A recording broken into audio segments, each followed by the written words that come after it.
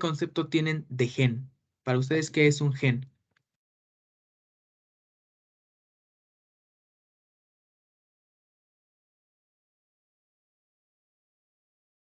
Podría ser aquello que tiene la información genética. Sí, muy bien. Paloma, ¿tú qué concepto tienes de gen?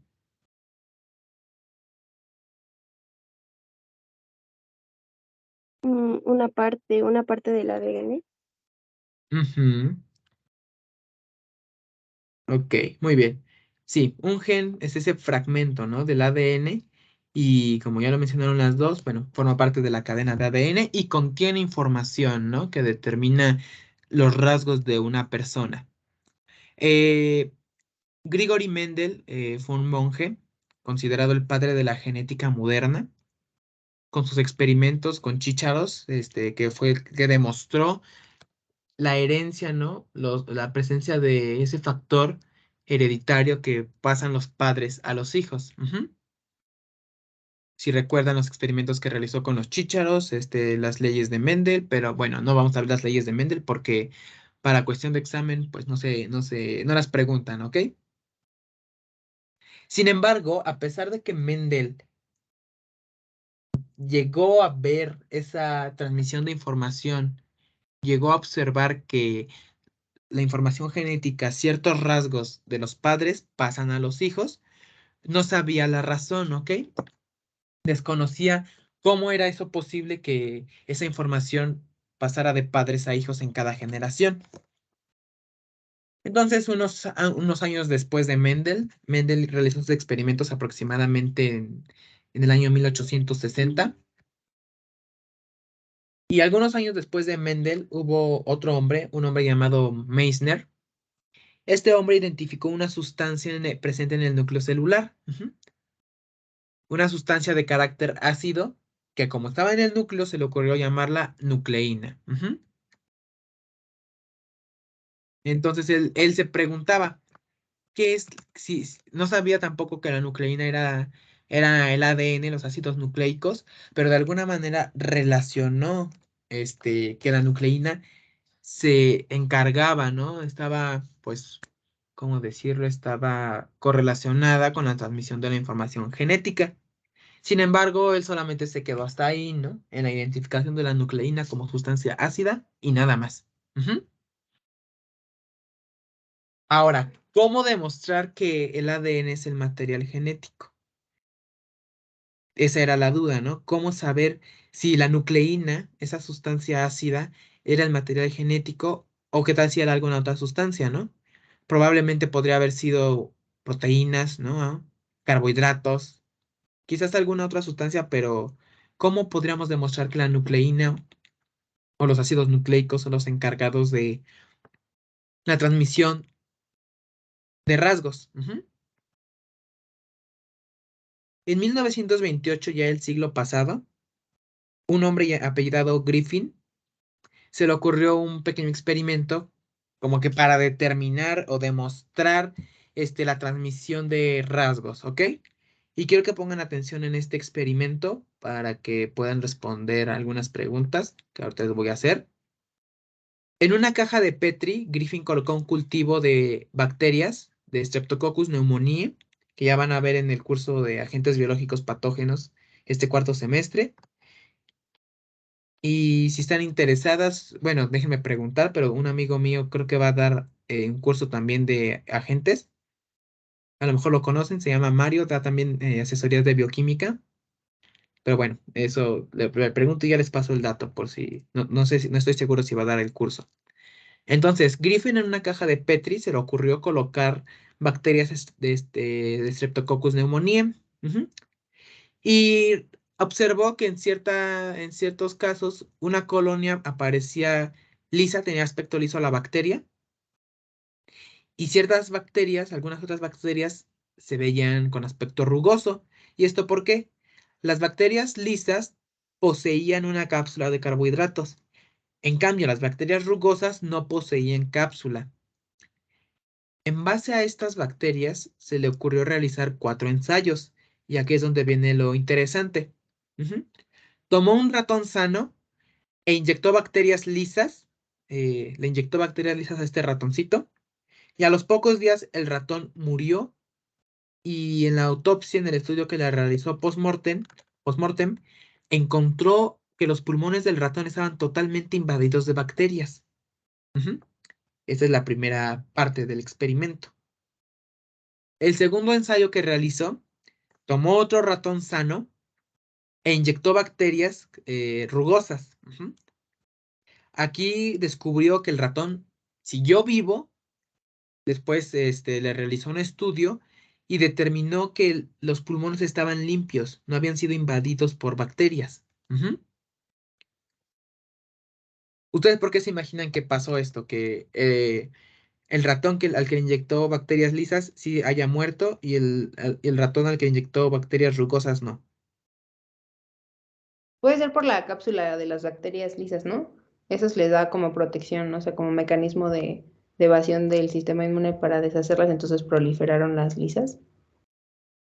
Muy bien, claro que sí, es correcto. Esa cápsula de carbohidratos precisamente tiene esa utilidad de dar protección contra el sistema inmune. Y es por eso que en el primer caso, con las bacterias lisas, los pulmones estaban totalmente invadidos de bacterias y el ratón murió.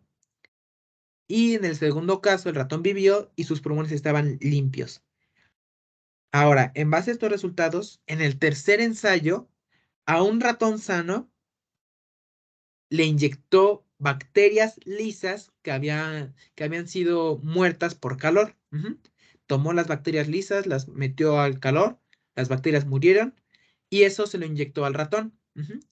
El ratón siguió vivo, sus pulmones limpios. Entonces, Griffin determinó que la cápsula no era una toxina y eso lo llevó a hacer un cuarto ensayo. En este cuarto ensayo, a Griffin se le ocurrió inyectar bacterias lisas muertas por calor y también inyectar bacterias rugosas vivas. Ujú. O sea, las lisas iban muertas, las había matado y las había destruido por calor, pero las rugosas estaban vivas.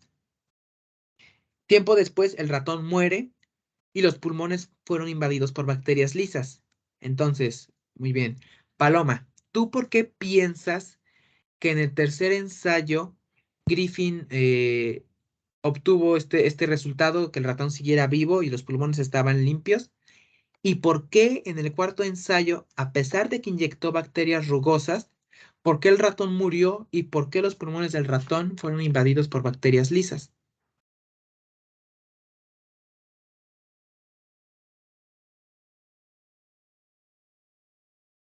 Mm, Tal vez por la interacción, no sé, que hayan tenido con las bacterias de cepa lisa. Mm, Muy bien, sí. Pero recuerda que las bacterias lisas iban muertas. Ujú. Habían sido destruidas por calor. En cambio, las bacterias rugosas estaban vivas, pero en experimentos anteriores el ratón había sobrevivido cuando se le inyectó bacterias rugosas. Esto nos lleva a pensar o a sospechar que al momento de inyectar esas bacterias lisas muertas en el tercer experimento, el ratón siguió vivo, se determinó que la cápsula no era toxina, pero pues la bacteria estaba muerta, carecía de efecto, o sea, estaba inactiva totalmente, no podía causar daño. Y al momento de destruir una bacteria, si ustedes han de recordar, o bueno, ya lo verán también en agentes biológicos patógenos, cuando una bacteria muere, su ADN queda ahí flotando, ¿no? Si recuerdan, la bacteria tiene solo una cadena circular de ADN, entonces cuando destruimos una bacteria, el ADN queda ahí flotando, nadando, ¿no? Y es por esa razón también que el ratón no murió. En cambio, en el cuarto experimento, cuando Griffin inyectó estas bacterias rugosas vivas y las bacterias lisas muertas, como el ADN iba ahí flotando, las bacterias rugosas asimilaron esas cadenas de ADN que quedaron de las bacterias lisas y ellos adquirieron la información genética necesaria para sintetizar la cápsula de carbohidratos. Entonces fue por esta razón que el ratón murió y que en el estudio post-mortem los pulmones de estas bacterias los pulmones del ratón hayan sido invadidos por bacterias lisas. Y este es el primer experimento, podríamos llamarlo así, el primer experimento encaminado a determinar o a demostrar que el ADN es el material genético. ¿Dudas de este experimento? ¿Preguntas? Por mi parte, no. Ok, No, perfecto. Bueno, Griffin, al no saber que se trataba de ácidos nucleicos, que se trataba de ADN, se le ocurrió nombrar a este suceso, o más bien a eso que alteraba las bacterias rugosas y las convertía en lisas, lo llamó factor transformante, un supuesto factor transformante, que bueno, actualmente sabemos que se trata de ADN, de material genético, pero Griffin lo llamó factor transformante al desconocer la verdad. Ujú. En 1944, unos cuantos años después, otros científicos hicieron otro experimento.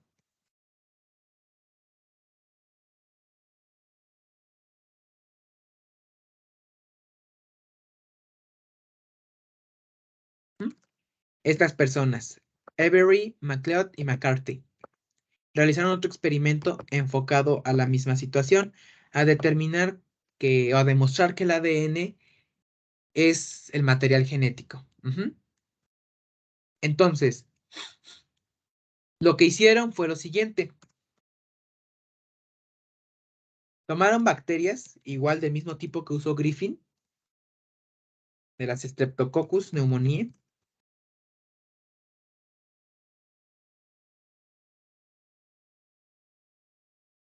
las cuales presentaban esta cápsula, entonces eran bacterias lisas. Ujú.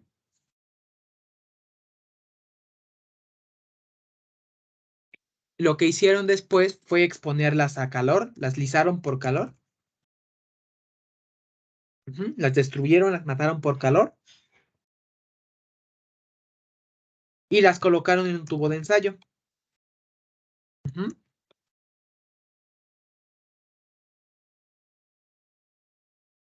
El cual centrifugaron. Centrifugaron. Esto con el objetivo, con el propósito de separar cada componente de la bacteria en diferentes partes para poder estudiarla más fácil. Entonces, en el tubo de ensayo lograron separar los componentes de la bacteria en cuatro cosas, en cuatro componentes diferentes. Ujú. El primer componente, que era el que estaba en la parte superior del tubo de ensayo, eran los carbohidratos. El segundo componente,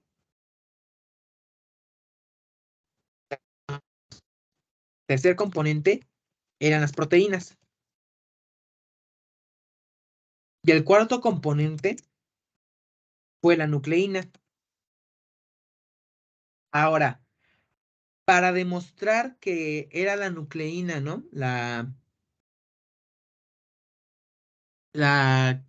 causante de que las bacterias rugosas adquirieran cierto rasgo o de que una bacteria adquiriera algún rasgo, para demostrar que la nucleína esta era la responsable de esto, se les ocurrió realizar cierto experimento.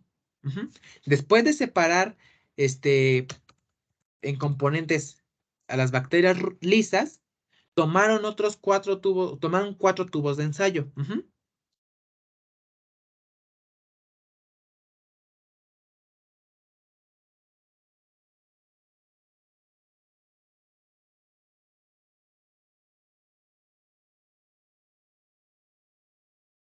Y en esos tubos de ensayo, en cada tubo, había un cultivo de bacterias igual Streptococcus pneumoniae, pero rugosas. Ujú.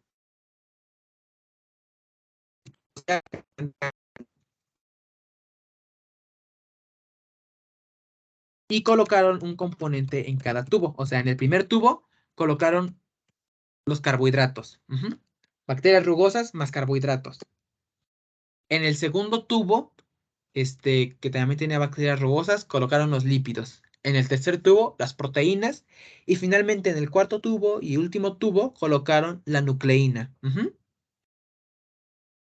Y después de cada uno de estos tubos, se le inyectó a 4 ratones sanos diferentes, ¿no? Al primer ratón se le inyectó el tubo, contenido del tubo de bacterias rugosas al que se le había colocado carbohidratos.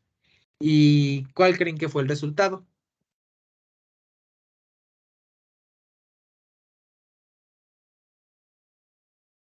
El tubo que tenía, bueno, el ratón al que le inyectaron el tubo con la nucleína, presentó la enfermedad porque las bacterias rugosas adquirieron las características de las lisas.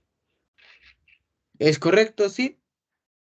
En el primer tubo, como solo eran carbohidratos, no pasó nada. Absolutamente nada. El ratón vivió. En el segundo tubo, que eran bacterias rugosas a las cuales se le agregaron los carbohidratos, digo, los lípidos, igual el ratón sobrevivió. El tercer tubo, que fue donde colocaron las proteínas, el ratón igual sobrevivió.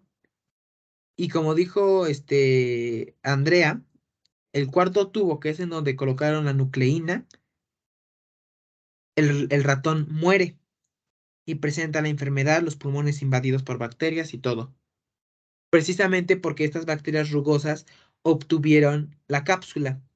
De esta manera se logró determinar que quien transmite, o más bien el componente que transmite la información genética, es la nucleína.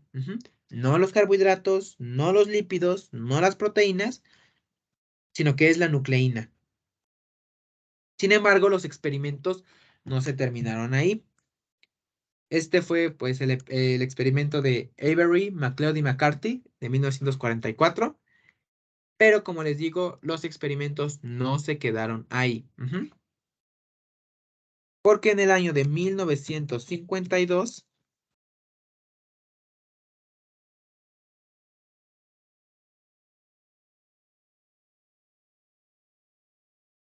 en el año de 1952, otras dos personas realizaron otro experimento enfocado también a demostrar que la nucleína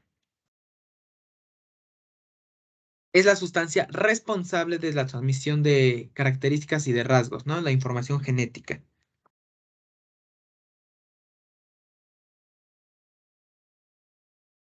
Mm, mm,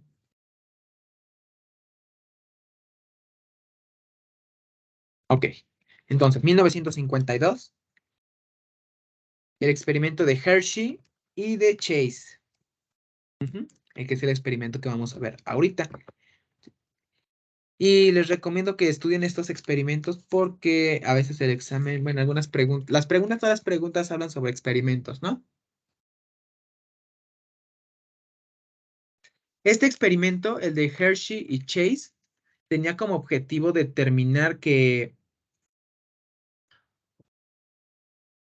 la nucleína o los ácidos nucleicos, independientemente de que se tratara de ADN o ARN, era demostrar que estos ácidos nucleicos eran los encargados de transmitir la información genética, eran el material genético, y demostrar que no era la proteína la encargada de transmitir el material genético, porque después de ver los resultados del experimento anterior, el de Avery, MacLeod y McCarthy, algunos miembros de la comunidad científica, pues luego empezaron a decir, ¿no? Que por ahí se habían mezclado algunas proteínas, que no sé qué, que quizás había contaminado con lípidos o con carbohidratos. Entonces Hershey y Chase se les ocurrió realizar un experimento donde no hubiera ni carbohidratos ni lípidos y solamente nucleína y proteínas, ¿ok?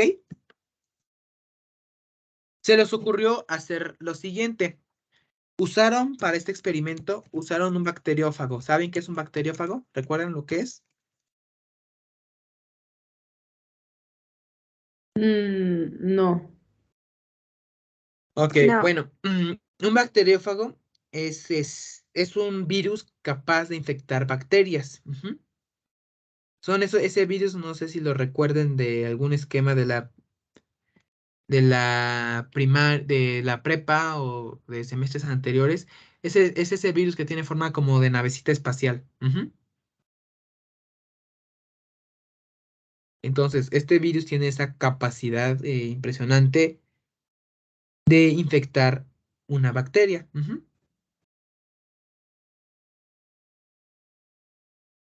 Entonces, vamos a hablar acerca del experimento que realizaron estas personas, Hershey y Chase.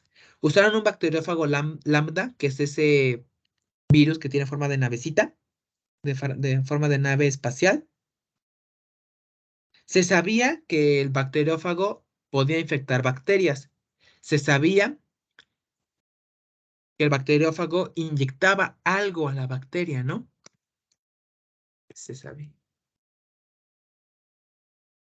Entonces, se sabía que tiene la capacidad de infectar una bacteria y que este bacteriófago, este virus, podía inyectar algo a la bacteria. Lo que hicieron Hershey y Chase fue demostrar qué era lo que inyectaba el bacteriófago a la bacteria. Ujú. En este caso, pues podríamos descartar carbohidratos y lípidos porque la forma de navecita del bacteriófago la dan proteínas y el ácido nucleico se encuentra en la cabecita, ujú, envuelto. Entonces solo podía haber dos sustancias, o eran proteínas o eran ácidos nucleicos. Ujú. Entonces, ellos sabían que cuando el bacteriófago infectaba una bacteria, una sustancia que ellos conocían como sustancia X, ellos llamaron sustancia X porque era una sustancia desconocida, algo del bacteriófago entraba, ¿no? A la bacteria. Ujú. Y otra parte del bacteriófago se quedaba fuera de la bacteria. Entonces ellos se preguntaron qué era esta sustancia, ¿no? ¿Qué era lo que se quedaba afuera y qué era lo que el bacteriófago inyectaba? Eso era lo que los mantenía curiosos, ¿no? Entonces, para determinar, para determinar lo que, lo que entraba y lo que se quedaba afuera, se les ocurrió usar un marcador radioactivo. Ujú. Cualquier proteína, la que ustedes quieran, la proteína que a ustedes se les ocurra, tiene azufre. Ujú. Entonces, como tienen azufre, usaron azufre radioactivo para marcar las proteínas presentes en el bacteriófago. Ujú. Entonces, usaron azufre radioactivo, a ver si no me equivoco, radioactivo para marcar las proteínas. Ajá. Y usaron fósforo radioactivo. Fósforo para marcar los ácidos nucleicos. ¿Y por qué el fósforo para marcar los ácidos nucleicos?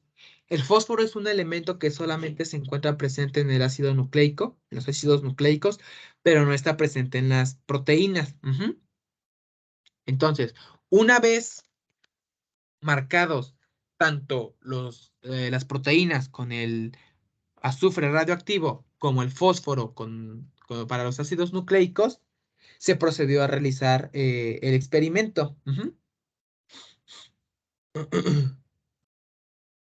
En un tubo de ensayo, realizaron dos experimentos, dos ensayos, dos intentos. Ujú. Entonces, en un tubo de ensayo colocaron un virus con una cápside radioactiva. Ujú. O sea, usaron azufre radioactivo. Azufre. Ay, Dios, me equivoqué. Radioactivo. Ujú.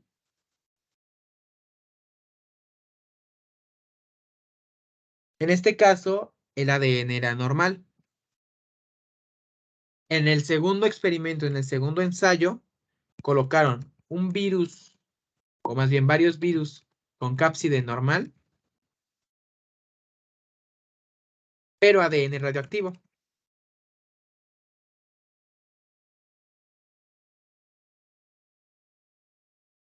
O sea, con fósforo radioactivo.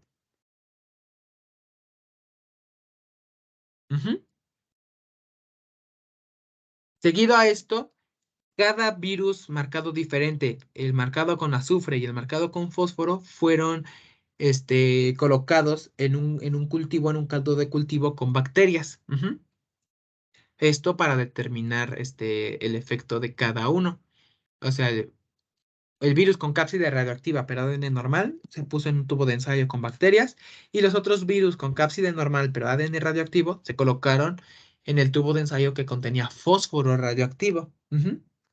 Se dejó pasar el tiempo para que pues los virus hicieran su trabajo, infectaran a las bacterias y una vez después de que las bacterias fueran infectadas, se procedió a licuar, este cultivo, de modo que las bacterias del virus, bueno, de modo que lo que quedaba del virus afuera se separara de la bacteria. Ujú.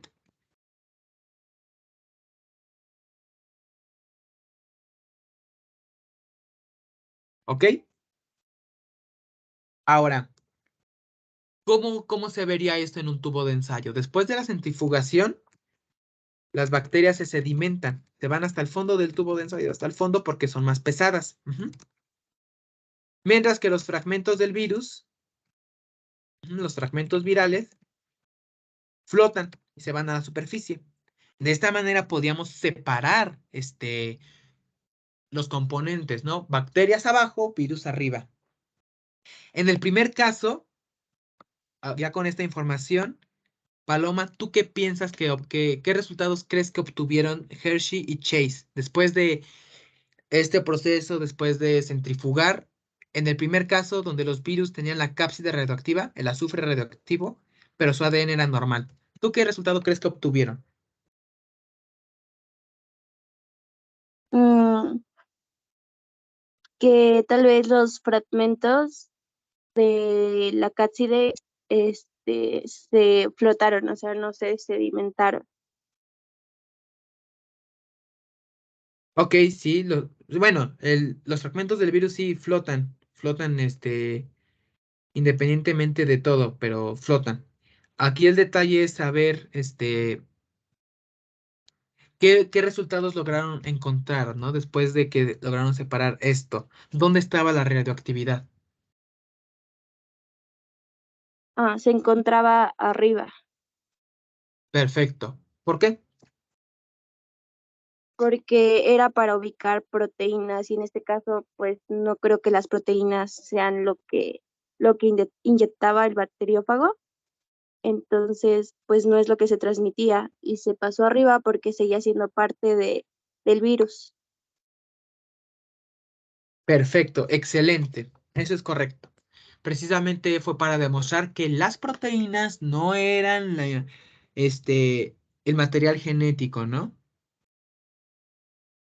Independientemente si hablamos de ADN o ARN, independientemente de eso, el objetivo era demostrar que las proteínas no eran el material genético y precisamente con esto, la cápside radioactiva que está hecha de proteínas, esa parte se fue hacia arriba y el ADN que era normal, pues se sedimentó en la bacteria, ¿no? Ahora, en el segundo caso, bueno, en este caso, perdón, las bacterias eran normales, ¿no? No eran radioactivas. Las bacterias eran normales, no presentaban esa característica. En el segundo caso, Andrea, ¿tú qué resultados piensas que obtuvieron? Yo creo que sería lo contrario porque como en el segundo lo que era redactivo era el ADN, se, bueno, sí se pasó a las bacterias, ¿no? Y las bacterias son las que se sedimentan. Entonces, pasó lo contrario, quiero pensar.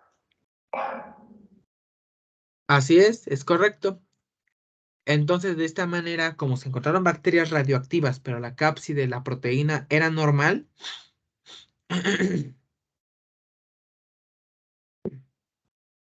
al ver que la bacteria se había vuelto radioactiva, pero la cápside era normal, la radioactividad se encontraba en el fondo del tubo. De esta manera se logró determinar que lo que inyectaba el bacteriófago a la bacteria no eran proteínas, ¿no? Sino que eran ácidos nucleicos, era nucleína, ¿no? Y es por esa razón que se encontraban esas bacterias radioactivas hasta el fondo del tubo de ensayo. Y es así como se determinó que el material genético, independientemente de que sea ADN o ARN, se determinó que el material genético no eran las proteínas. Ujú. Un experimento muy ingenioso y también espero que no se les olvide.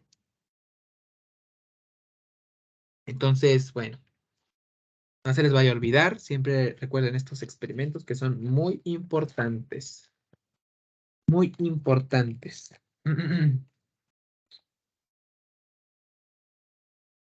A pesar de que, bueno,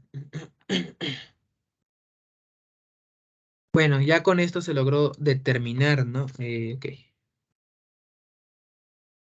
Que los fragmentos virales flotan, ¿ok?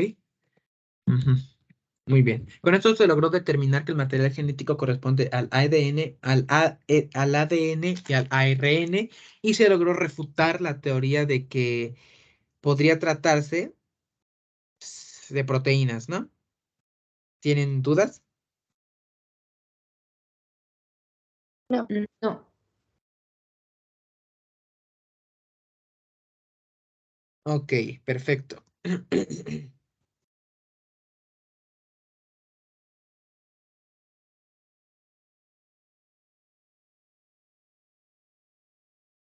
Bueno, entonces continuamos. Sin embargo, a pesar de que, bueno, de que precisamente ya se había demostrado que el ADN, la ARN, la nucleína, era el material genético, aún faltaba, ¿no? Esa forma de saber, de conocer la estructura, ¿no? Del ADN. Cómo saber qué estructura tenía, cómo se vería el ADN, ¿no? Entonces, pues las personas en ese momento no sabían que el ADN era una cadena doble que giraba, ¿no? Que tiene esa forma como de escalerita de caracol. O sea, las personas no sabían eso, ¿no? Y querían saber cómo era el ADN. Y pues bueno, lo que hicieron, trataron de observar el ADN, pero ¿cómo podríamos observar el ADN? Si es una molécula que está en el núcleo de las células, que se necesitaría un microscopio muy potente para poder ver el ADN. Pues bueno, era muy difícil, ¿no? Los estudios continuaron y en el año de 1952 surge, o surgen más bien, las famosísimas, muy conocidas, leyes de Chargaff. Aparece este hombre, Chargaff, y pues él trata de determinar la estructura del ADN, ¿no? Quiere conocer qué estructura tiene el ADN. En este momento ya se sabía que el ADN es el material genético, ¿no? Es esa sustancia encargada de transmitir la información de padres a hijos. Tras varios estudios en varios animales, por ejemplo, en el estudio monos, animales como el caballo, mosca, ¿qué pasó aquí? Amigos, que me quedé sin internet. Jóvenes. Ah, ok, creo que ya. Bueno, Chargaff realizó varios estudios en animales, plantas, bacterias. Estudió monos, caballos, moscas, bacterias como Escherichia coli, algunas plantas, y se dio cuenta de que absolutamente cada uno de los seres vivos de este planeta está hecho, está constituido del mismo material genético, del mismo ácido nucleico, ¿no? Descubrió la presencia de las bases nitrogenadas, adenina, timina, citosina y guanina, y encontró que existe una relación proporcional entre las adeninas y las timinas y las citosinas y las guaninas, ¿no? O sea, ¿a qué me refiero? Supongamos que el mono tiene 25% de adeninas, 25% de timinas, 25% de citosinas y 25% de guaninas, ¿no? Algo así.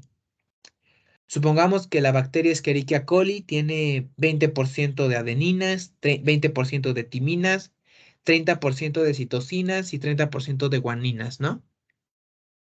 O sea, él vio, se dio cuenta de que cada ser vivo, cada uno de los seres vivos tiene como que eh, esa proporción específica en sus bases nitrogenadas, ¿no? Sin embargo, también se dio cuenta de que esa proporción era única para cada especie, ¿no? Para cada ser vivo. O sea, esa proporción no era la misma para humanos que para monos, que para perros, que para una flor, ¿no? Y bueno, ahorita les voy a poner también aquí la formulita de las leyes de Chargaff. Pero Chargaff también determinó que las adeninas siempre se unen a timinas. Ujú.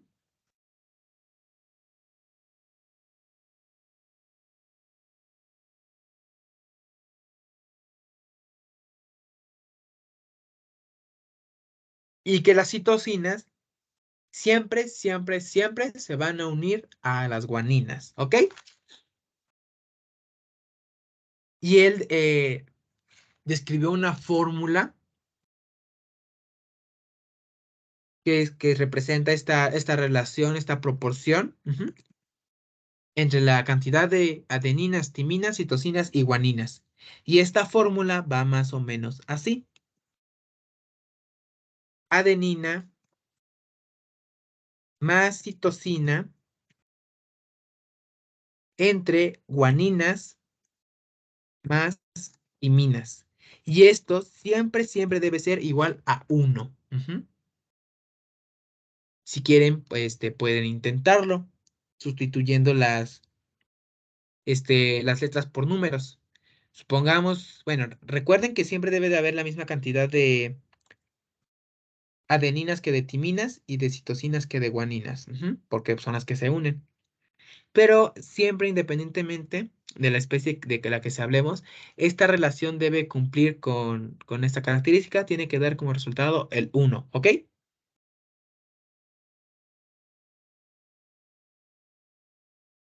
Y esta es ahora sí que la ley de la ley de Chargaff en sí misma, expresada en esta formulita. ¿Dudas con Chargaff? No. No, Ok, entonces continuamos.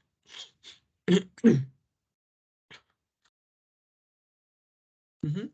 Bueno, ya que determinó esto, después de que Chargaff determinó que las adeninas siempre se unen a timinas, y que las citosinas siempre se unen a guaninas, viene un hito importante en la historia del ADN.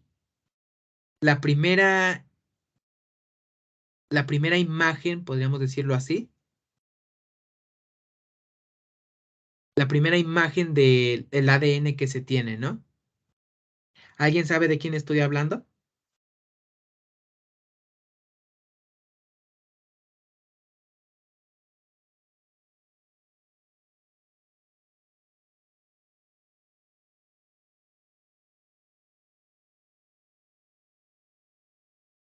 ¿No recuerdan?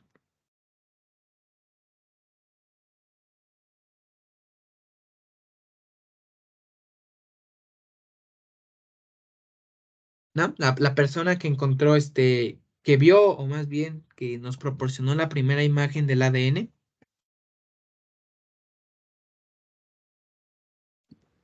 No, no me acuerdo, pero yo creo que si lo dices, sí, sí voy a recordar. Ah, ok, claro que sí. Bueno, esta persona de quien estoy hablando es Rosalind Franklin. Rosalind Franklin, que fue la primera persona en proporcionar una imagen de la molécula de ADN. Ujú. Entonces, esta persona, una mujer muy importante en la historia de la ciencia y de la medicina, ella era, bueno, se dedicaba a la cristalografía, trabajaba con rayos X, y de esta manera es como nos pudo dar esa primera imagen del ADN que sirvió de base para los estudios de Watson y Crick para poder dar a conocer la estructura del ADN, ¿ok? Entonces vamos a hablar un poco de esta mujer excepcional, Rosalind Franklin, que gracias a ella podemos conocer el ADN tal y como es el día de hoy. Ella lo que realizó para su experimento fue lo siguiente: bombardeó el ADN en cristales en forma de cristal, ujú, con rayos X. Pues ella era especialista en la cristalografía y trabajó con rayos X. Estos rayos X lo proyectaron en forma de sombra.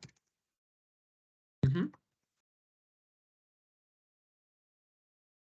En forma de sombra. Y esto tiene incluso un fundamento. Bueno, es muy sencillo de que ustedes también lo puedan ver.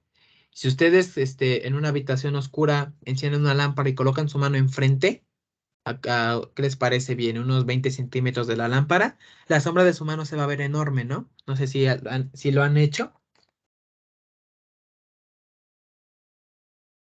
Sí, ¿Sí?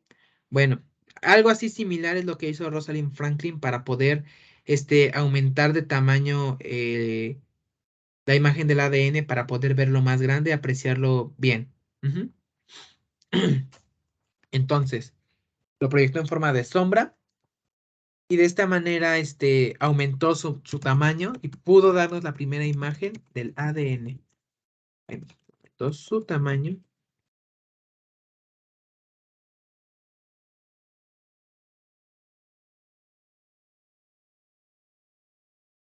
Ujú. Fue un experimento, bueno, relativamente sencillo con difracción de rayos. Y bueno, tomó una foto, la primera foto del ADN, que es la que tiene como forma de sombra. Ujú.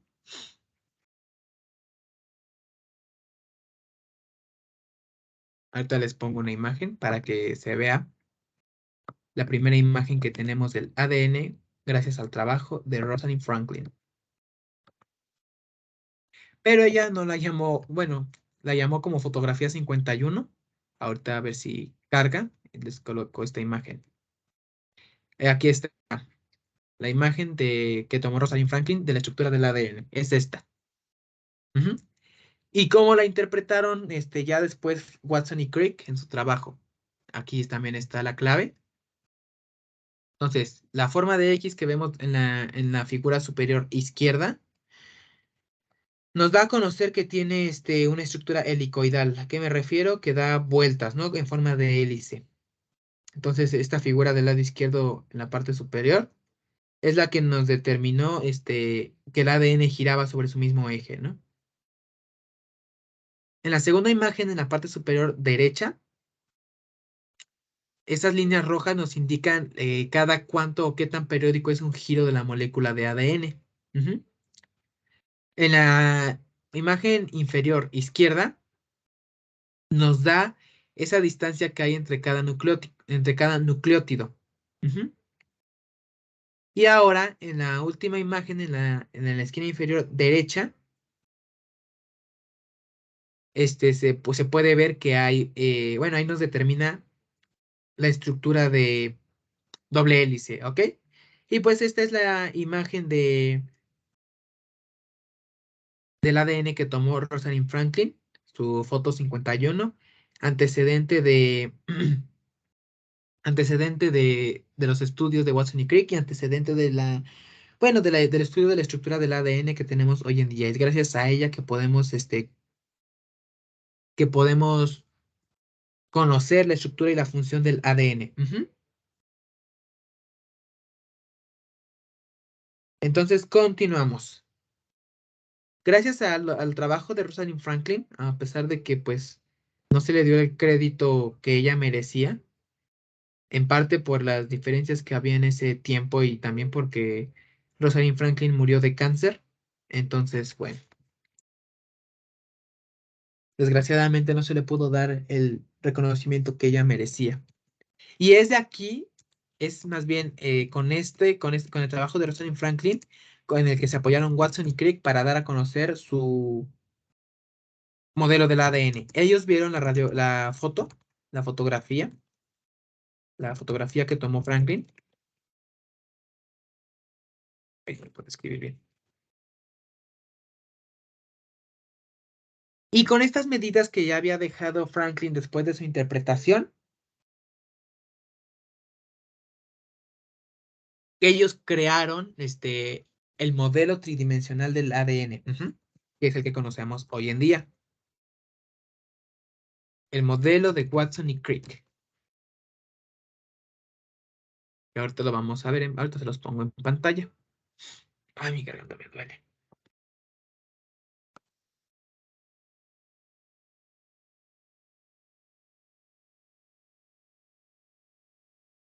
Ok, y aquí lo tenemos. Ya con el trabajo de Franklin y sus estudios que ellos realizaron, determinaron que el ADN, bueno, la cadena de ADN son dos cadenas que son antiparalelas. ¿A qué se refiere esto de antiparalelo? Que una va de 5' a 3' y la otra de 3' a 5', y como que se complementan, ¿no? ¿Mm? Son, digamos, contrarias en sentido, pero son complementarias. Ajá. Y bueno, ya ellos ahí determinaron los, el tamaño, el tamaño de la molécula de ADN, de los giros y de cada curva presente en la molécula, ¿no? Aquí tenemos, señala también sus partes, la cadena de azúcares fosfato, las bases nitrogenadas y pues la doble hélice en sí misma, ¿no? Tenemos que esta partecita, esto, esto mide aproximadamente 10.4 nanómetros. El espacio que hay entre cada par de bases es de aproximadamente 0.34 nanómetros. Y de ancho la cadena de ADN mide aproximadamente 22 nanómetros. Ujú.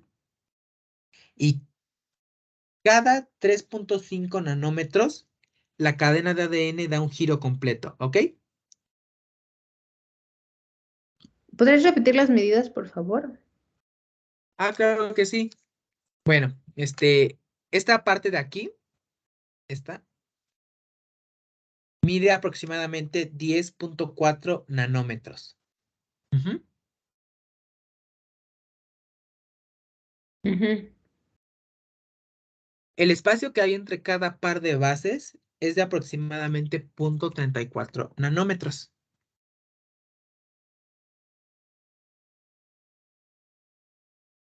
Sí, Y el ancho, esta parte de aquí abajo, el ancho de la cadena de ADN es de aproximadamente 2.2 nanómetros.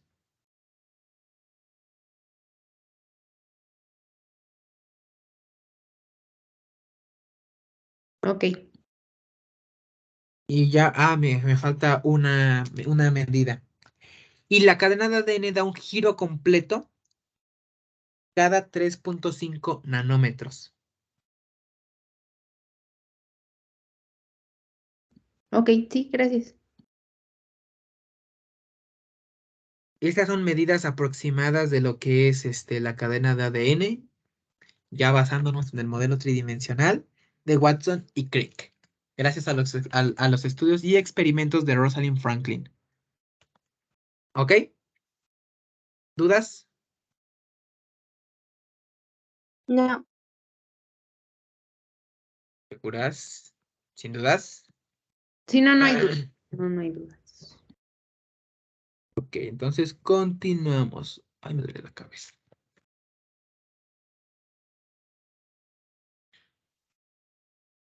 Bueno, continuamos entonces. Vamos a hablar un poco también de lo que es el dogma central de la biología molecular. No sé si lo hayan escuchado. No, ¿Nunca habían escuchado sobre esta famosa expresión? Bueno, para empezar hay que definir qué es un dogma. Normalmente se usa en el contexto religioso para referirse a la, digámoslo así, a una idea de como de máxima autoridad, ¿no? Este, por ejemplo, un dogma religioso, dependiendo la religión, la fe que ustedes profesen. Por ejemplo, en el catolicismo, ¿no? No sé los dogmas que tengan ellos, o sea, pero cada fe tiene su dogma. Ujú. Y en el caso de la biología molecular, tenemos, de hecho, dos propuestas, y necesito que pongan atención. Originalmente, el dogma central de la biología molecular era este. La propuesta inicial que propuso el mismo Francis Crick en el año de 1970, él decía que el flujo de información genética seguía única y exclusivamente esta dirección. ADN, aquí se ve esta flechita porque se refiere a la replicación, porque el ADN tiene que replicarse, ¿no? Para la reproducción celular. Del ADN pasaba a ARN por un proceso llamado transcripción, ujú, que es el proceso que se realiza cuando se obtiene esa información del ADN para convertirla en ARN. Y del ARN a proteína, que es el proceso que conocemos como traducción. Y por muchos años, muchos años, se creyó que era así, ¿no? Que ADN, ARN y ya daba como resultado proteína. Ujú. Por mucho tiempo se creyó así. Y se creyó que nunca podría haber una anomalía o algún cambio en el flujo. Ujú. Y bueno, entonces, estudios posteriores revelaron que no era así. Que sí, el flujo de información genética puede seguir esa dirección propuesta por Francis Crick. ADN, ARN y de ARN a proteína. Ujú. Todo tranquilo, todo genial. Pero después se dieron cuenta de algo. Era posible que de ARN regresara a ADN. Ujú. Se dieron cuenta de que era posible. Quedaron asombrados por esto, ¿no? Porque normalmente esto pues no no se habría concebido, ¿no? En los tiempos de Crick y de Watson. Ustedes, ¿por qué piensan o ustedes qué piensan de quién o qué es capaz de realizar este proceso de transcripción inversa de pasar de ARN a ADN? ¿Ustedes qué piensan? ¿Puede ser en la síntesis de ADN o no? No. Paloma, ¿tú qué piensas? Qué, qué organismo o cómo es posible que de ARN se pase a ADN?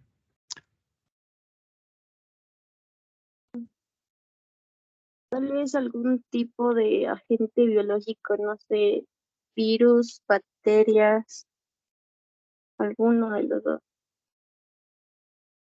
Ok, sí, correcto. Este cambio de dirección, esta alteración en la dirección, esa posibilidad de que se pueda pasar de ARN a ADN, se observó en retrovirus. Ujú. En algunos virus que son capaces de pasar de realizar este proceso. Son virus hechos de ARN, de ácido ribonucleico, que tienen la capacidad de convertir su material genético en ácido desoxirribonucleico. Ujú. Por ejemplo, el virus del VIH es un ejemplo. Los virus que tienen esta capacidad de convertir su material genético de ARN a ADN, los retrovirus, tienen esta capacidad por la presencia de una enzima especial llamada transcriptasa inversa, que permite esa conversión de ARN a ADN. Y es por eso que ahora el dogma central de la biología molecular es ahora es este nuevo. Ujú. Donde sí se acepta que ADN da origen a ARN y ARN a proteínas, pero ahora también se sabe y se acepta que el ARN puede regresar a ADN, ¿no? pero solo en estos casos. Ujú. Solo en estos casos. ¿Ok? ¿Quedó claro? Una duda. Claro que, ok, te escucho. ¿Y por qué, cuál es el objetivo de que hagan eso? O sea, ¿por qué quieren hacer eso algunos agentes? Ok, hablamos del virus de la inmunodeficiencia humana, VIH. Ujú. Este virus, ya lo van a ver también en agentes biológicos patógenos, pero no está de más que lo revisemos ahorita. Su material genético es ARN, pero en lo que ustedes han visto, han estudiado, este virus va destruyendo, va inhabilitando paulatinamente el sistema inmune, ¿no? Y es precisamente por esto, ¿no? Entra a la célula como ARN. Adentro de la célula, por su transcriptasa inversa, ese material genético se convierte a ADN y ese ADN viral entra al núcleo de la célula y es lo que afecta, ¿no? Al cuerpo humano. Es eso, es esa la razón. Es, digamos que es como, no sé si podría decirse un mecanismo de adaptación, no sé, un mecanismo de infección. No puedo decir eso porque los virus no están vivos, pero bueno, es para eso, ¿no? Como, bueno, digamos que es para causar más daño, ¿no? Ok, sí, sí, sí, gracias. Sí, ya ustedes ya lo van a ver en semestres próximos, un poco sobre virus de inmunodeficiencia humana y algunos otros virus relacionados a esto, ¿no? Que tienen esa capacidad de convertirse de ARN a ADN. Ya lo van a ver en agentes biológicos y patógenos. Y bueno, y con esto terminamos el primer tema, bueno, la primera parte de la unidad uno, el primer tema que se refiere al concepto de gen. Y bueno, vamos a empezar con el siguiente tema, donde vamos a hablar de estructura del ADN, ¿ok? Sí, Ok, y vamos a hablar acerca de modelos de los componentes moleculares del ADN. Vamos a hablar también un poco de termodinámica del ADN, o sea, cómo se comporta el ADN, ¿no? Ante cierta temperatura. Vamos a hablar un poco de la estructura del ADN, de qué tipo es, cómo se comporta en algunos líquidos. Vamos a hablar sobre estructuras secundarias del ADN, su hiperenrollamiento, algunas enzimas relacionadas con la topología genética. Y creo que nada más. Sí, también, bueno, creo que también vamos a ver un poco sobre patologías, ¿ok? Entonces, aquí terminamos esta parte de concepto de gen y su correlación con el ADN. Luego le subo este documento allá al equipo para que lo puedan revisar después, ¿va? sí, gracias. Ok, bueno. Continuamos con el siguiente tema, que es precisamente esa estructura del ADN. Como les digo, la asignatura es muy linda, la asignatura muy divertida, muy entretenida. El problema creo que es el examen, el examen parcial, ¿no? El examen, creo que ese es el problema. Entonces vamos a hablar acerca de estructura del ADN. Ok, ¿qué me pueden decir sobre la estructura del ADN? ¿Cómo se compone el ADN?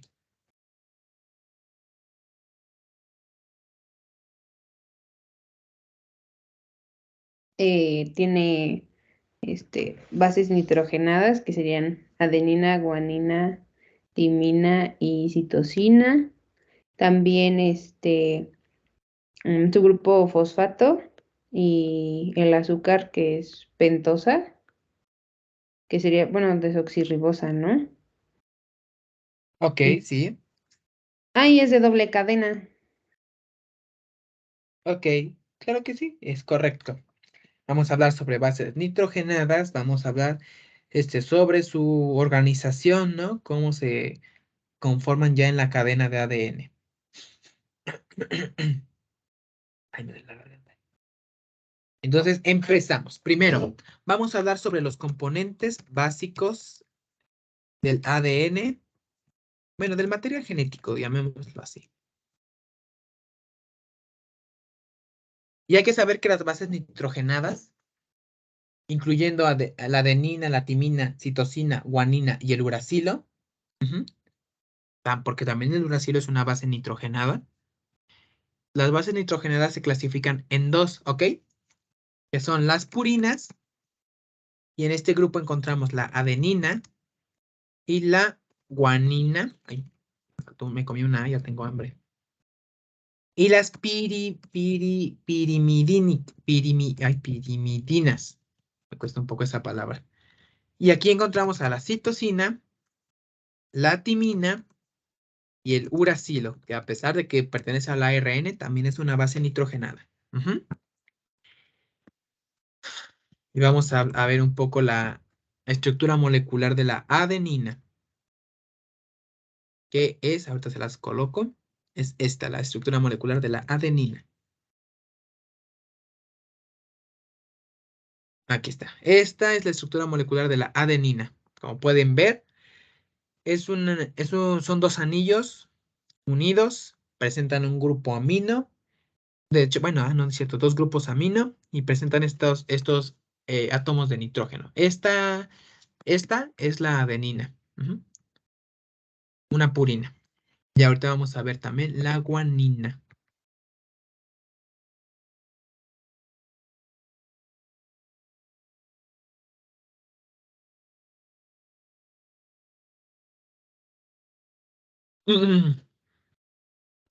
Y esta es la guanina. La guanina.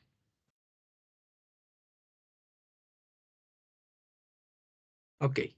Aquí tenemos entonces nuestras dos bases púricas o purinas, que es la adenina, que es la que tenemos del lado izquierdo, y la guanina que tenemos del lado derecho. Y presten atención aquí en la organización en su organización molecular, porque es como se determina su unión con las otras bases, ¿no? Con sus bases contrarias. Por ejemplo, la adenina, ¿con qué base se une? Timina, ¿no? Sí, mira, Ujú. Sí, entonces esta es la adenina. Ahorita vamos a ver la estructura de la timina. Y la guanina se une con la citosina. Y ahorita vamos a ver la estructura de las bases pirimidínicas, que es la citosina, la timina y el uracilo.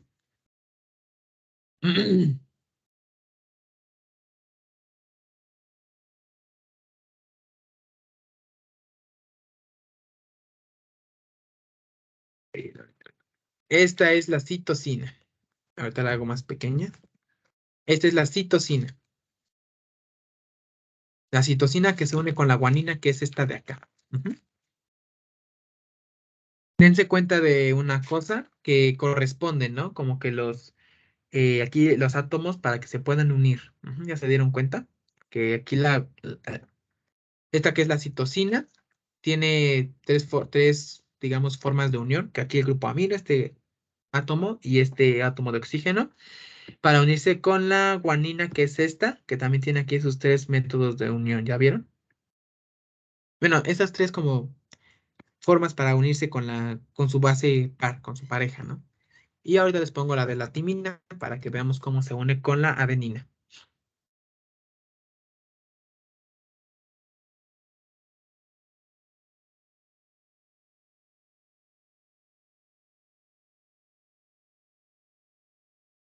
Esta es la otra base, la timina, la cual se une con la adenina. Y ya vieron que la adenina solamente tiene dos formas de unión aquí. Obsérvenla. Igual la timina solamente puede unirse de dos formas. Ujú. Y continuamos con la última base nitrogenada, que es nuestro estimado amigo, el uracilo. Que sí, sé que estamos hablando de ADN, ¿no? Sé que sí estamos hablando de una molécula diferente, pero pues igual es una base nitrogenada, ¿ok?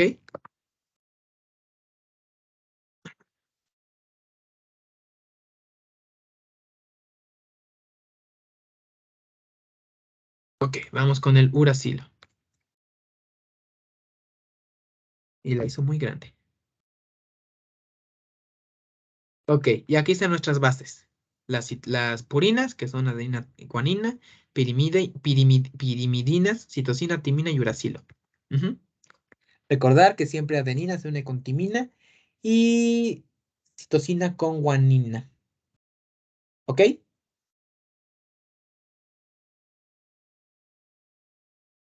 Sí.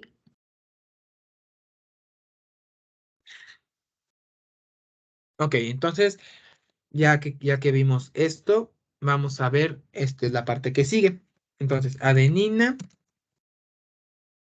siempre se une con imina. Ujú. Citosina siempre se une con guanina. Ujú. Ahora, ¿mediante qué mecanismo se unen estas bases nitrogenadas? ¿Qué es lo que las une? Puentes de hidrógeno. ¿Correcto? Puentes de hidrógeno. Ahora, Paloma, ¿cuántos puentes de hidrógeno están presentes en la unión de adenina con timina? 3. Perfecto. Ah, no, no es cierto, no es cierto. No, adenina con timina son solo 2 puentes de hidrógeno. Ya citosina con guanina son 3 puentes de hidrógeno. Ujú. Pero bueno, estamos para aprender. Hasta yo estoy aprendiendo otra vez. Ujú. Entonces, estas son las uniones. Ujú. Hay que siempre tener presente que estos puentes de hidrógeno no son constantes, ¿eh? No siempre están unidos una con la otra. Se separan, pero esa separación y esa unión otra vez es así, rápida, pero muy rápida. Entonces, digamos que aunque no son constantes, se abren y se cierran demasiado rápido como para causar daño o para que algo afecte, ¿ok?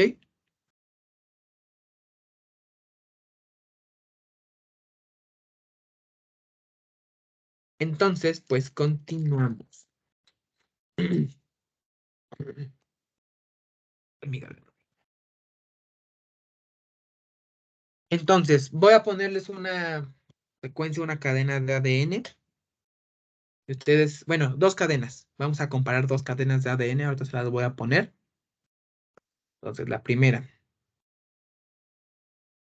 Vamos acá. Es aquí, 3'. Ah, y en el examen, si les ponen algún ejercicio de complementar cadenas de ADN, no se les olvide colocar 3', 5' y 5', 3', porque hay algunos doctores que son medio especiales, que si no se les pone eso, pueden quitar calificación, ¿ok? Entonces, vamos a verla así.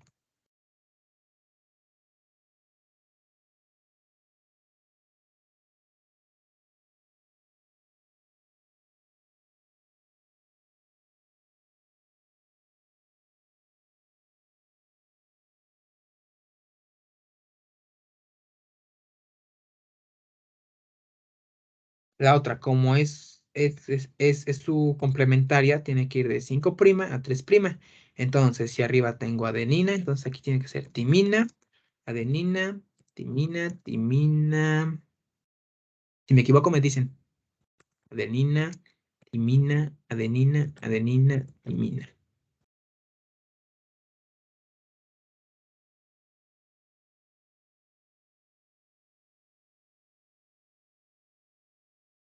Ok, ahora sí. Esta es la primera cadena. Ahorita les pongo la segunda cadena aquí abajito. Igual de 3'. Y ahora vamos a ponerle eh,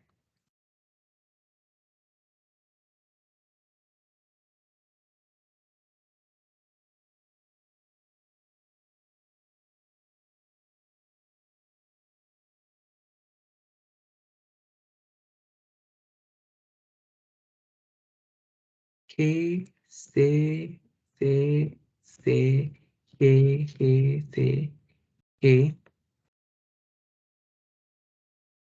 Ok, ahora sí. Comparando ambas cadenas de ADN, ustedes a su criterio y a lo que ya vimos ahorita, que cuando adenina se une con timina forma 2 puentes de hidrógeno y citosina se une con guanina forma 3 puentes de hidrógeno. Comparando estos dos ejemplos de cadena de ADN, ¿cuál cadena de ADN sería más difícil de separar?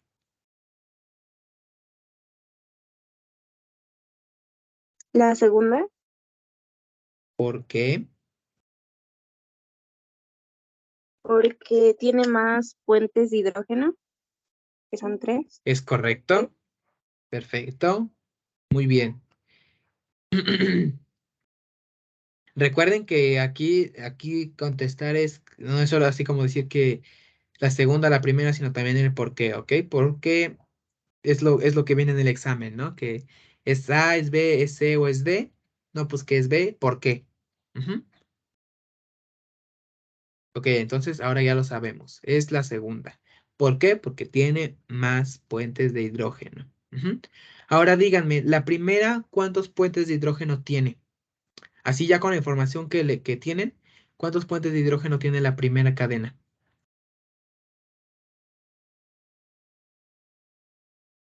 18, 18 puentes de hidrógeno. Claro que sí. ¿Y la segunda?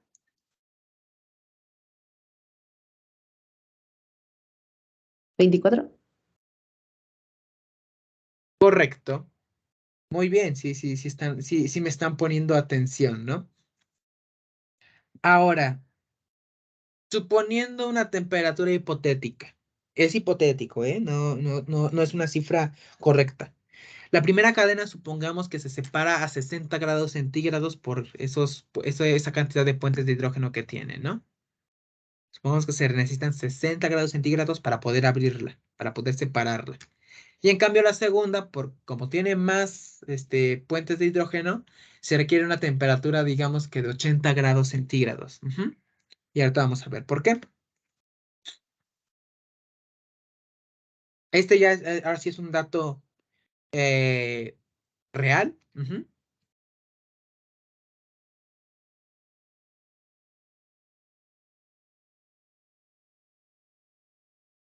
A una temperatura de 180 grados centígrados se separan el 50%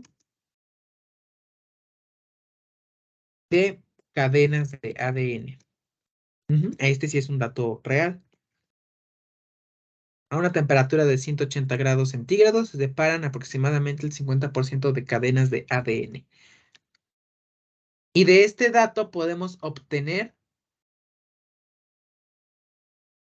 un concepto, ujú, al que nos vamos a referir como temperatura de fusión, de desnaturalización o de melting. Ujú. ¿A qué se refiere este concepto de temperatura de fusión, temperatura de desnaturalización o temperatura de melting? Que se refiere a lo mismo, ¿ok? Es absolutamente lo mismo.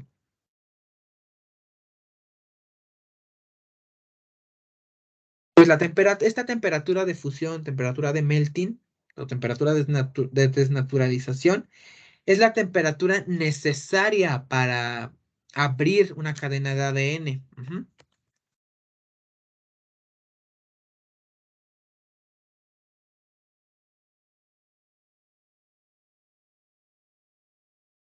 Y esta cadena, digo, esta temperatura de melting es proporcional al número de puentes de hidrógeno totales. Ujú. ¿Ok?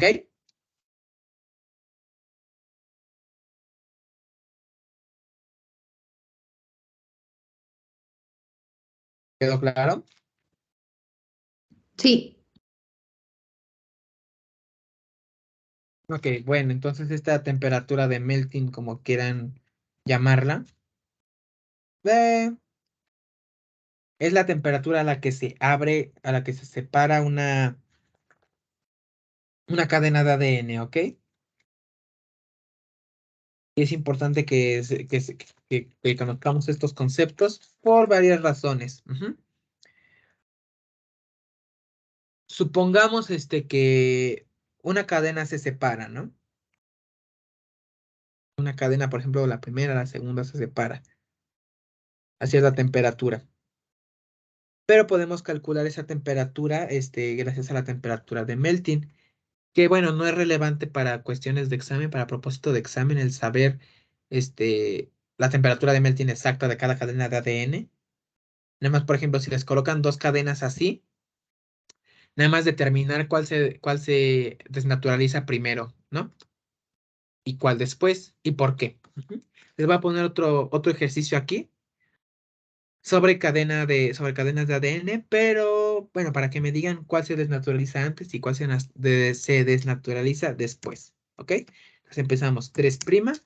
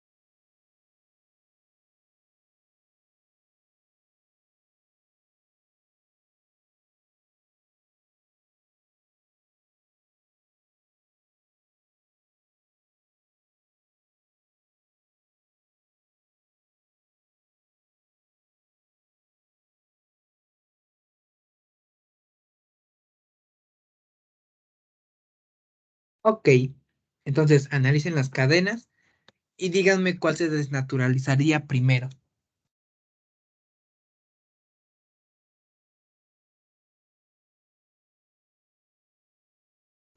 ¿No se desnaturalizan al mismo tiempo? ¿Por qué? Porque las dos tienen 33 puentes de hidrógeno. A ver, ok, ahora voy a contarlos yo porque no las tengo como que preestablecidas, entonces las hago al azar, ¿no? Ujú. Entonces vamos a ver. 2, 4, 7, 10, 12, 13, 16, 19, 21, 23, 26, 29, 31. ¿O me equivoqué? Espero que no. No, está bien. Ok, entonces la primera cadena tiene 31, ¿ok? Segunda cadena, vamos a contar. 3, 6, 9, 12, 14, 16, 18, 20, 22, 25, 28, 31, 33. ¿Me equivoqué? No, sí, son tres. Entonces yo conté mal. Entonces, ok, bueno, no se preocupen, para eso es. Por eso es importante que lo hagan con calma, su examen parcial, para evitar este tipo de confusiones, ¿no? Entonces, ¿cuál cadena se desnaturaliza primero? La primera, porque tiene menos puentes de hidrógeno. Correcto. Y en su examen con que coloquen, se desnaturaliza primero la primer cadena porque tiene menos puentes de hidrógeno. Con eso es más que suficiente como respuesta y como explicación, ¿ok? No es necesario que tenga una explicación tan exhaustiva, ¿no? Tan larga, ¿no? Tan grande, porque a veces, por querer hacer una explicación súper bien redactada, se colocan palabras que no, y a veces por una palabra que se equivoquen, puede quitarles el punto en su explicación, aunque tengan la respuesta bien, ¿ok? Sí, ok. Entonces ya saben, con calma, despacio, no se preocupen que para el examen de biología molecular son 2 horas. Ujú, les dan 2 horas para contestar el examen de biología molecular. Entonces, con calma, despacio, tranquilo, nadie los presiona. Bueno, el tiempo sí, pero despacito, despacito, despacito, con calma, lean bien, analicen bien, cuenten bien. ¿Ok? Entonces, continuamos. Ujú. Hay que tener en cuenta también que después de calentar el ADN y después de que la cadena se haya separado, si se enfría esa cadena, la cadena se vuelve a unir, ¿no? Vuelve a renaturalizarse. Sin embargo, hay ciertas limitaciones, ¿eh? No hay que abusar de esta capacidad del ADN. Ajá. Y a mayor puentes de hidrógeno, entre mayor puentes de hidrógeno tenga una cadena, entre mayor puentes de hidrógeno tenga una cadena, más probable es que se renaturalice esa cadena después de exponerse a altas temperaturas, ¿ok? ¿Podrías repetirlo, por favor? Ok. A mayor número de puentes de hidrógeno, hay mayor probabilidad de renaturalizarse, mayor probabilidad de éxito en la renaturalización. Ok, gracias. Ujú. Entonces ya saben, a mayor cantidad, a mayor número de puentes de hidrógeno, es más fácil que una molécula de ADN se renaturalice después de exponerse al calor. No se les olvide, y tampoco es que hay que abusar de esa capacidad que tiene la cadena de ADN de renaturalizarse. Y bueno, eso ya es todo sobre eso del ADN, renaturalización. Bueno, recordar que la complejidad del ADN de una persona o de un ser vivo más bien, se basa o aumenta con el número de bases, ¿no? Normalmente se cree, se piensa que entre más evolucionado sea el ser vivo, mayor número de bases va a tener. Ujú.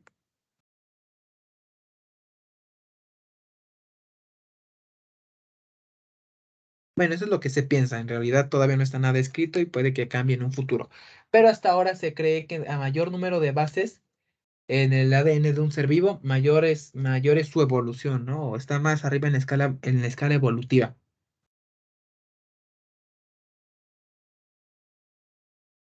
Pero pues bueno, como les digo, no hay nada escrito. Entonces, pues continuamos. Entonces recuerden no abusar de esa capacidad del ADN para poder renaturalizarse. ¿Ok? Continuamos con nuestros temas. Ahora, ¿nunca se han preguntado por qué el ADN que ácido desoxirribonucleico, por qué el ADN está hecho de desoxirribosa y el ARN de ribosa, que es ácido ribonucleico, ¿no? ¿Por qué será que el ARN, el ADN tiene desoxirribosa? Eh, ¿Eso?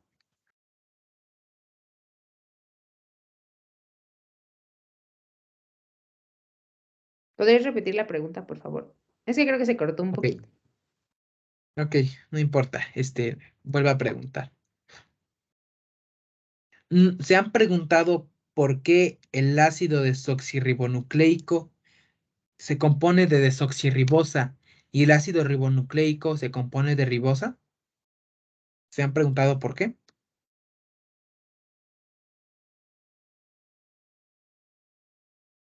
Seguramente tiene algo que ver con su estructura, pero pues como que no sé. Ok,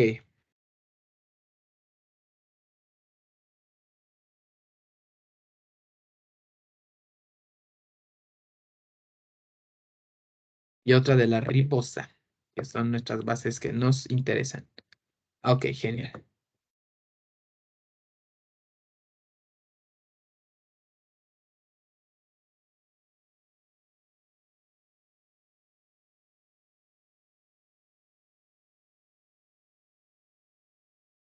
Ok, muy bien. Del lado izquierdo tenemos la ribosa y del lado izquierdo vemos la desoxirribosa. Si se dan cuenta, son prácticamente iguales, a excepción de que a la desoxirribosa le falta un oxígeno. ¿Ya vieron? Aquí la ribosa, aquí está su grupo, este grupo que tiene su metil y su OH, su carbono, su hidrógeno. Carbono, hidrógeno y el OH. Carbono, hidrógeno, OH. Carbono, hidrógeno y OH y aquí su oxígeno solito. Ujú. Desoxirribosa, aquí está su grupo metil con su OH, carbono y el hidrógeno. Hidrógeno, carbono, OH. Y de acá arriba está el oxígeno solito también. De este lado tenemos el OH, el carbono y el hidrógeno, pero aquí es donde está la diferencia. Está hidrógeno, carbono y el hidrógeno solito. ¿Se dan cuenta que perdió ese oxígeno? ¿Ya vieron? Sí. Y esto les confiere ciertas propiedades.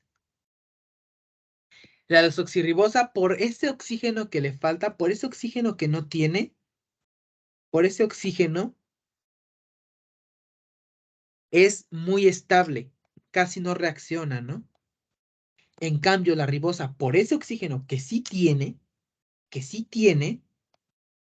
es muy reactiva, muy reactiva. Y es por esa razón también que el ADN, el material genético, el núcleo, el que está en el núcleo, el que se encarga de transmitir esa información, está compuesto de desoxirribosa, porque como la desoxirribosa es muy estable, muy estable y poco reactiva, es muy complicado que el ADN pierda su forma. Es muy rígido, y es por eso que pues ese azúcar está presente en el ADN. En cambio, la ribosa, por ese oxígeno que sí tiene, es muy flexible, muy reactiva y con cualquier cosita, con cualquier digámoslo, estímulo, no sé si sea la palabra correcta. Con cualquier cosa, la ribosa reacciona, luego explota, ¿no? Ujú. Esa es la razón por la que la ribosa está presente en el ARN, porque el ARN requiere de reaccionar, ¿no? Para poder transcribir la información del ADN y después traducirla en proteínas, pero el ADN en realidad no interacciona con otras moléculas y por eso es que es muy estable. Ujú. ¿Dudas? No. Ok, entonces, ya que vimos esto, esta parte de las azúcares, que pues son de estas pentosas, de la desoxirribosa y de la ribosa, vamos a definir lo que significa el concepto nucleótido, ¿ok? ¿Qué es un nucleótido, Paloma? Compuesto por la base nitrogenada, el azúcar y los fosfatos. Perfecto, un nucleótido es eso, es el conjunto formado por una base nitrogenada, la que sea, un azúcar, que puede ser la ribosa o la desoxirribosa, y un grupo fosfato, ¿ok? Ahora, Andrea, de verdad no te pregunté cómo prefieres que te digan. ¿Cómo sí está bien? Este, ok. Bueno, ¿puedes definir nucleócido, por favor? El nucleócido es, es aquel compuesto nada más por una base nitrogenada y el azúcar. Correcto, correcto.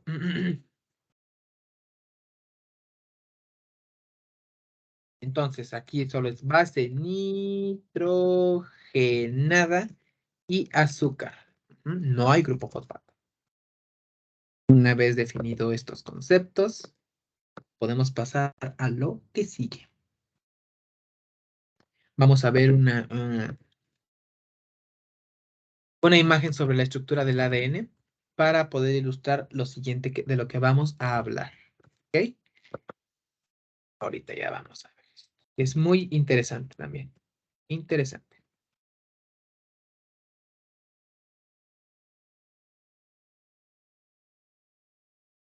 Ahí va, ahí va, ahí va. Es que mi compu ya está, está viejita. Ya quiero cambiar, ¿no es cierto? Ok. Aquí vemos la estructura de doble hélice del ADN, aquí las bases nitrogenadas, y aquí tenemos digamos, un aumento o cómo se vería molecularmente esa unión entre bases nitrogenadas. Aquí vemos que va del lado izquierdo de 5' a 3', y del lado derecho es contrario, de 5' a 3', ¿no? Aquí lo tenemos. Aquí tenemos el grupo fosfato, aquí está el grupo fosfato, grupo fosfato, grupo fosfato. Una base nitrogenada que es la timina y cómo se une con la adenina. La otra base que es la guanina y cómo se une con la citosina. Ujú. Hay que señalar que las bases nitrogenadas, las 5 bases, la adenina, la timina, la citosina, la guanina y el uracilo, las 5 bases son hidrofóbicas. ¿A qué me refiero con hidrofóbicas? Que no les gusta el agua. No les gusta el agua. Es correcto. Ajá. Pero, ¿cómo se mantienen unidas si la célula, el interior de la célula es agua? Hay mucha agua en el interior de la célula. ¿Cómo es que se mantienen unidas?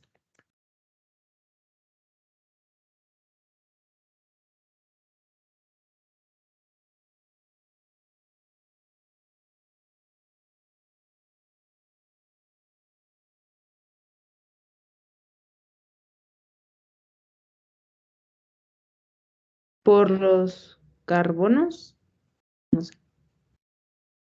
Puede ser. Son hidrofóbicas. ¿Cómo? A ver, una forma de ilustrarlo. De hecho, el hecho de que tengan carga, bueno, que tengan el carácter hidrofóbico es muy, muy útil, digámoslo así, ¿no? Porque como es hidrofóbico, tienden a unirse más, ¿no? Este, en bioquímica ustedes hablaron sobre lipoproteínas, me parece. No, no es cierto, no es cierto. Ay, no es cierto. ¿Cómo se llama ese producto de la digestión de los lípidos? A ver, ayúdenme porque no recuerdo. Mm, Que son, los ácidos grasos, ¿no? Así es. no, este, Los micrones. no, antes del kilomicrón. Es esa bolita de grasa que concentra la parte hidrofílica en la orilla y lo hidrofóbico en el centro. ¿Las micelas? ¿Las micelas Ese mixtas? ok. Buena forma de ilustrarlo. Algo así sucedería, ¿no? Esa parte hidrofóbica se mete al centro, al centro, al centro, al centro, al centro, al centro, mientras lo que lo hidrofílico queda afuera. Y esta es una cosa que ayuda a que el ADN se mantenga unido. Ujú. Esa hidrofobia de sus bases nitrogenadas que ayuda a que se mantengan al centro, al centro, al centro, al centro, tiendan a unirse entre sí, ¿no? Hidrofóbico con hidrofóbico. Sin embargo, hay una fuerza que puede contrarrestar este efecto que es antagónica, ¿no? A esto, y son los grupos fosfato, que tienen carga negativa. Ujú. Como tienen carga negativa y se encuentran cerca, recuerden que las cargas negativas se repelen. Ujú. Se repelen. Pero en el núcleo de la célula hay en gran cantidad, iones de magnesio. Y el magnesio, como ustedes recuerdan, es un ion positivo. Y este ion positivo, magnesio, ayuda a neutralizar la carga negativa que ejercen los fosfatos. Ujú. Esa carga negativa que pretende separar la cadena de ADN, ¿ok?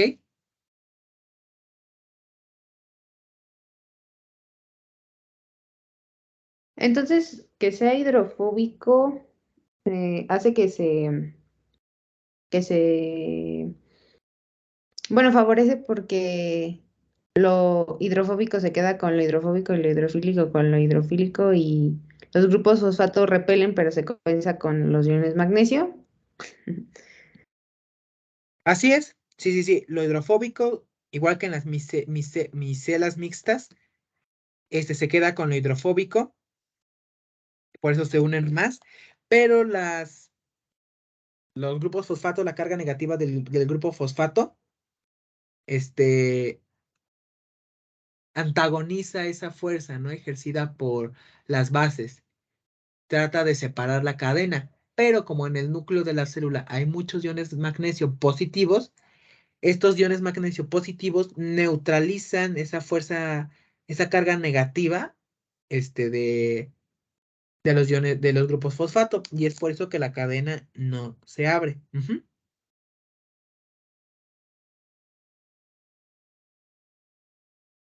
Ok, Perfecto, perfecto. Lo bueno, espero que sí me estén entendiendo, ¿no? sí, sí, sí. Ok. Bueno, vamos a hablar un poquito también sobre los tipos de ADN. Que bueno, hay varios tipos de ADN en una célula humana. Podemos encontrar, me parece que son tres tipos de ADN. Ujú. Pero el más común es el ADN tipo Z. Vamos a ver los tipos de ADN. Podemos encontrar ADN tipo A, ADN tipo Z y el otro casi no se encuentra, entonces por eso no se menciona. Ujú. Entonces, el ADN tipo A es dextrógiro, o sea que gira hacia la derecha. Y este ADN tipo A se observa cuando el ADN, la cadena de ADN está hidratada. Entonces, el ADN tipo A tiene una apariencia ancha, como si estuviera muy chonchito y aplastadito, ¿no? Como chaparrito. Ahorita les muestro una imagen sobre el ADN tipo, cómo se ve el ADN tipo A.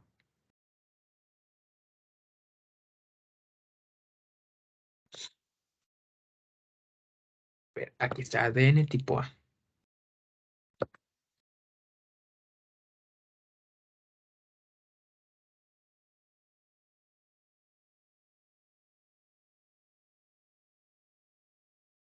Ay, no pega. No jala mi campo. Ok, ahora sí.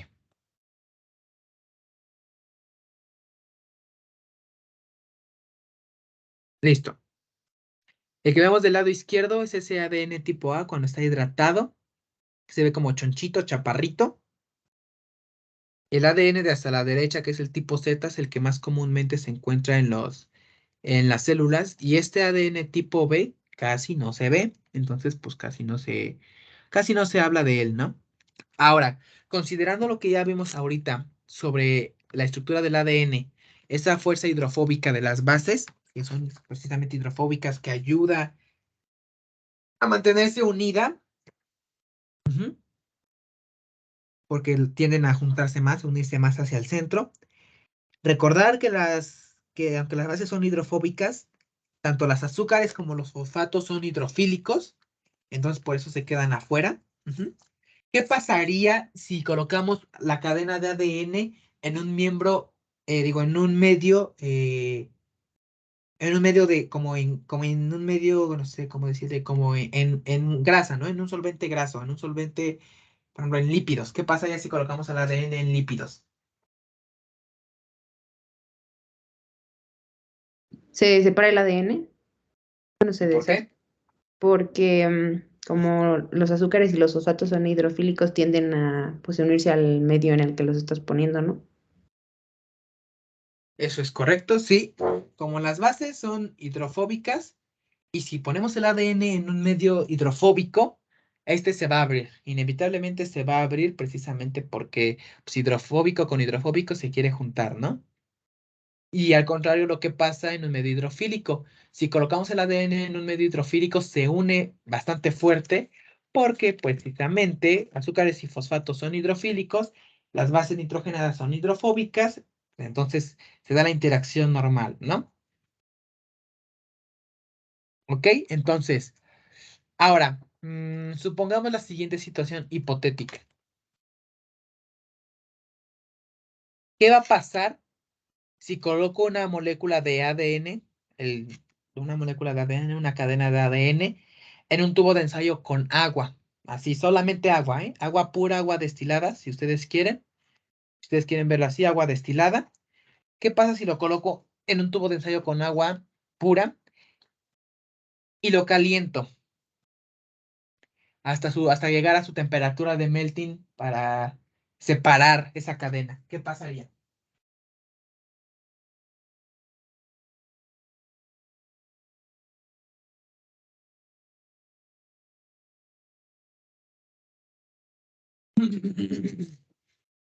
Ay, mi garganta.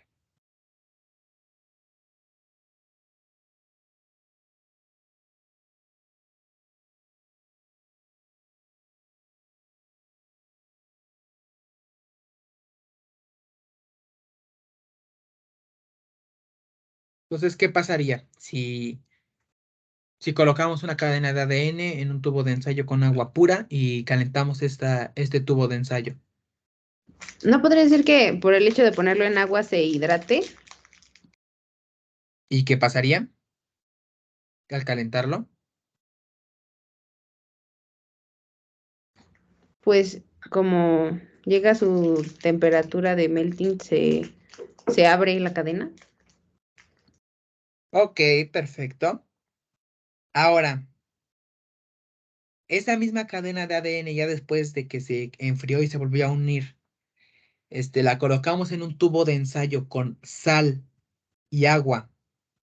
O sea, misma condición de agua, pero ahora le agregamos sal y lo calentamos. ¿Qué pasará?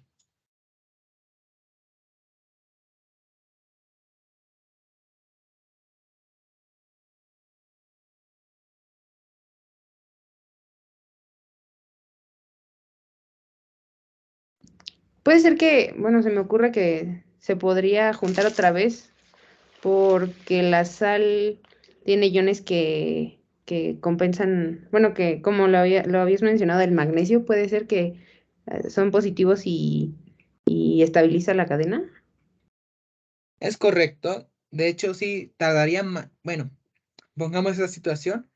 El ADN, como les digo, en un tubo de ensayo solo con agua, así como dices, se separa. Ujú. Ahora, el ADN en un tubo de ensayo con agua y con sal, costaría más trabajo separarlo, ¿no? Sería más complicado separarlo y se requeriría una temperatura mayor para poder abrir esta cadena. Precisamente por eso que mencionaste, es correcto el decir que estos iones de la sal que le agregamos al agua, inhiben, inhiben las fuerzas negativas, las cargas negativas de los grupos fosfato, entonces se une más y cuesta más separar la cadena de ADN. ¿Ok?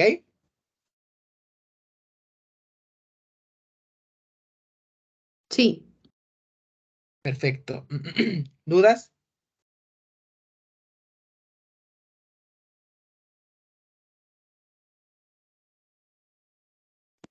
No,